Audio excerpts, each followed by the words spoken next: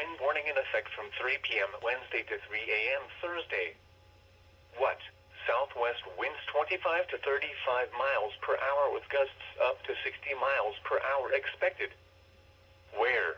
Portions of central, east central, south central, southeast, southwest and west central Minnesota. When? From 3 p.m. Wednesday to 3 a.m. Thursday.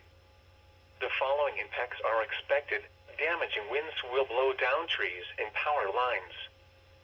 Widespread power outages are expected. Travel will be difficult, especially for high-profile vehicles. Additional details: a few higher gusts may be embedded in thunderstorms that are expected during the late afternoon through early evening hours. People should avoid being outside in forested areas and around trees and branches. If possible, remain in the lower levels of your home during the windstorm, and avoid windows. Use caution if you must drive.